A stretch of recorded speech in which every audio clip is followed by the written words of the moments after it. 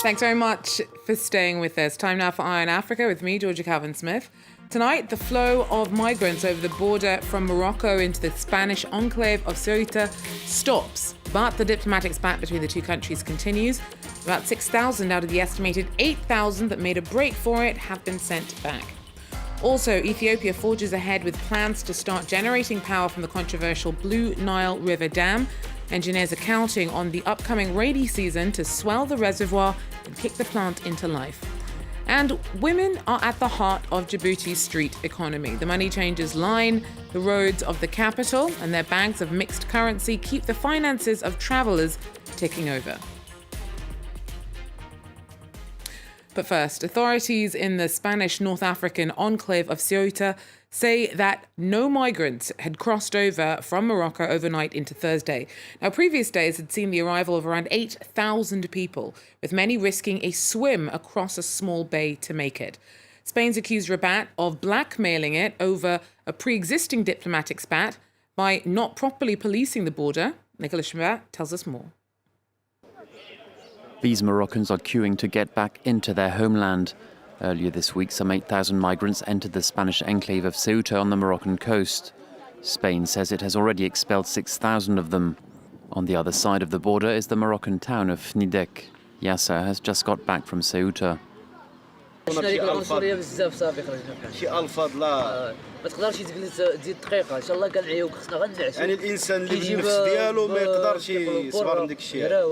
كيضربك الرجل كيقول لك لي بنطاطي زعما هي نوض عا كنوضو كنبقاو نخالفو كيبقاو ما يجي مورانا حتى نجلسو شي موطع عاود نوض تعينا هادو صافي مابقاش عندنا الرجل.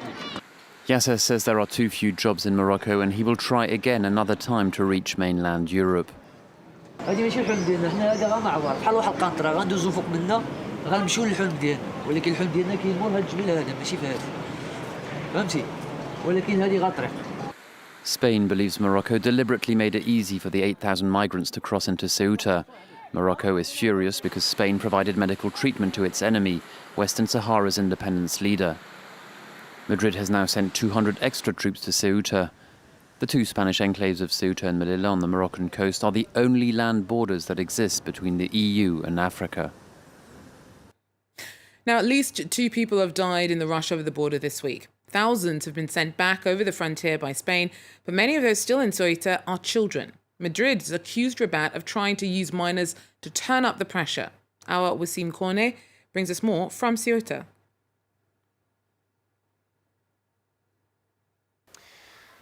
A tragic end to the day here in the Spanish enclave of Ceuta. A young man drowned this afternoon while trying to make his way across the border into the European Union. It is the second death here this week. Another young man on Monday drowned again while trying to make his way across the water into Spain amid that initial major influx of migrants. Meanwhile, more harsh rhetoric from Spain this Thursday, which is surprising given how things have become a lot calmer and quieter despite that, aside from that tragic drowning. The Spanish government accusing Morocco of blackmail with that arrival of those 8,000 migrants, would-be migrants rather, earlier this week. The Minister of Defense says she was absolutely shocked to hear reports that children as young as 7 or 8 had made their way across the border alone and unimpeded by Moroccan border guards. That is something we were able to confirm ourselves when we walked to a hangar that has been requisitioned by the Red Cross to hold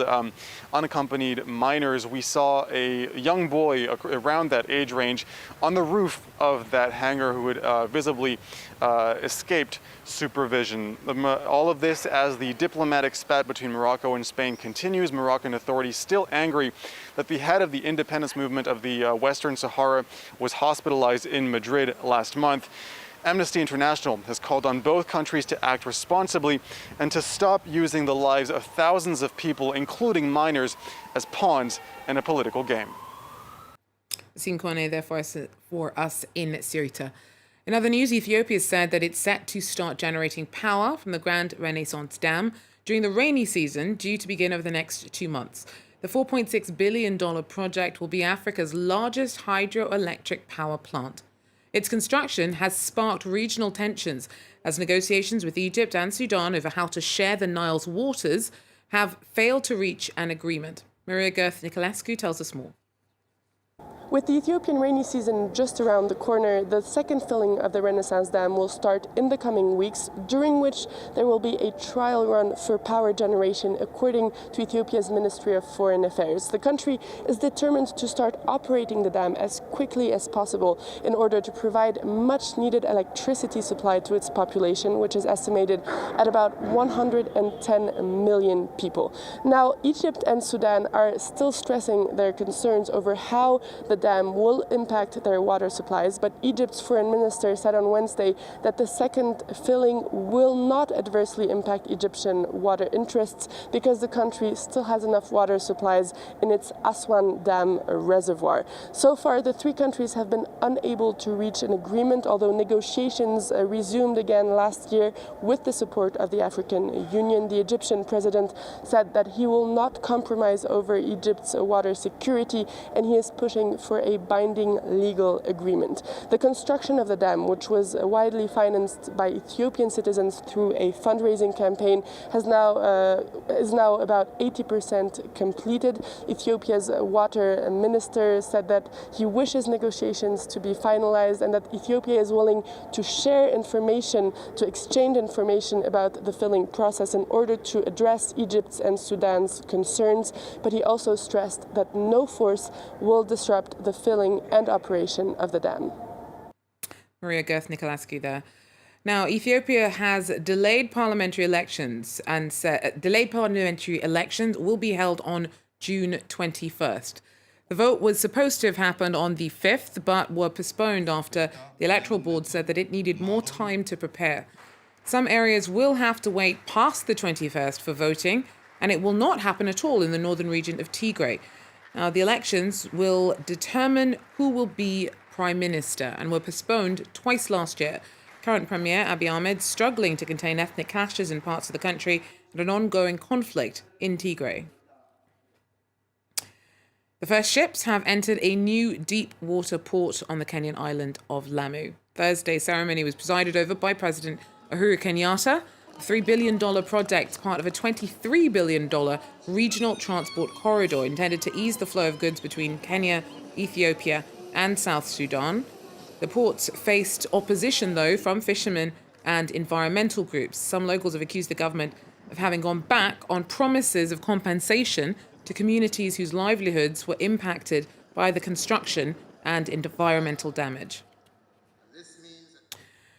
In Djibouti, travellers from throughout the region often cross paths at a 1,000-year-old crossroads. The first stop for many are the vital sarifle, the money changers who keep a tight grasp on their purse strings. They sit on every street corner in Djibouti, their bags filled with cash. These women are money changers who drive the economy. They carry all types of currency, Djiboutian francs, Ethiopian birr, euros and dollars. Noura Hassan started this work 10 years ago from savings when her husband died.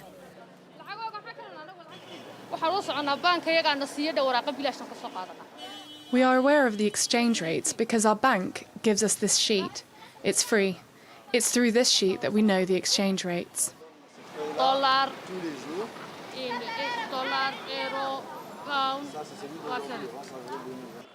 Dozens of women work in money changing in the city.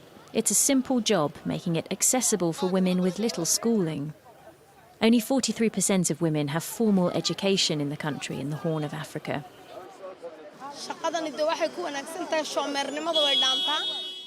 It's a decent job. It's better than being jobless.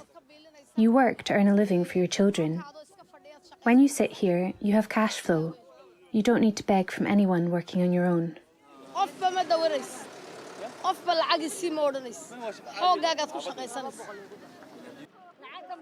On this day, Medina has around 1 million Djiboutian franc, the equivalent of $5,600 in her purse. A substantial sum, and yet her colleague Zara plays down the risk. If someone steals money, they don't come to us. They're scared. There are a lot of us, aren't there? They won't come. If I was alone, they would come. The women work in groups and help each other, which contributes to their success. In the working class district of PK12, there are money changers too. The area is popular with people from neighbouring Ethiopia, and its currency, the birr, is common. Every day, tuk-tuk drivers, sellers of the leafy drug cat, and traders all need to exchange money. The nearest bank is far away, so the money changers are the fastest solution. In 90% of cases, it is better to change with them than at the bank. They're earning a livelihood for their families and helping us to exchange money. 2/3 of Djibouti's economy runs on the informal sector. In the country of under 1 million people, women are the ones who keep the money rolling. Well, that's it for Eye on Africa. Thanks for joining us, and do so again if you can. Take care.